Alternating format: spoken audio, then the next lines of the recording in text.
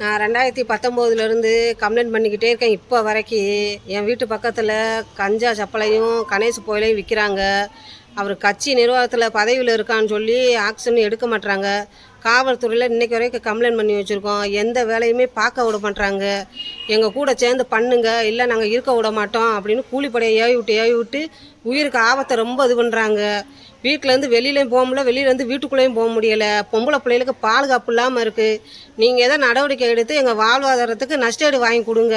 இது எங்கள் உயிருக்கே உத்தரவாதம் இல்லாமல் இருக்குது. இன்றைக்கி என்ன நடந்தாலும் அவங்க தான் பொறுப்பு. காவல்துறை எல்லாருமே இதில் ஒத்துருக்காங்க. வேலையை பார்க்க மாட்டுறாங்க. குடும்ப சண்டையை இழுத்து விட்டுட்டாங்க. வீட்டில் இருந்து என்னன்னாலும் பண்ணுங்கள், யாரும் வரமாட்டோன்ற மாதிரி சொல்லிட்டாங்க. இப்படி எங்களுக்கு நீங்கள் தான் பார்த்து எங்களுக்கு இது பண்ணி கொடுக்கணும். எங்கள் உயிர் பாதுகாப்புக்கு நீங்கள் தான் உருவாக்கி கொடுக்கணும். எங்கள் பிள்ளைய கெட்டி கொடுக்கவே விட மாட்டேன்றாங்க. இப்படி ரொம்ப பொம்பளை பிள்ளைகளை பூரா அடித்து விரட்டி பற்றி விட்றாங்க. பக்கத்தில் யாருமே குடியிருக்க முடியலை. நீங்கள் தான் ஆக்ஷன் எடுத்து நீங்கள் தான் நல்லபடியாக முடித்து எங்களுக்கு இது பண்ணி கொடுங்க.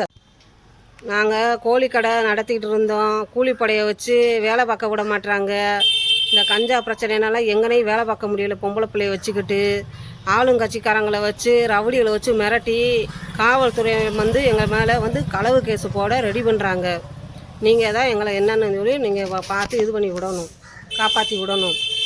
பொம்பளை பிள்ளைய வச்சுட்டு வாழ முடியலை எங்களால்.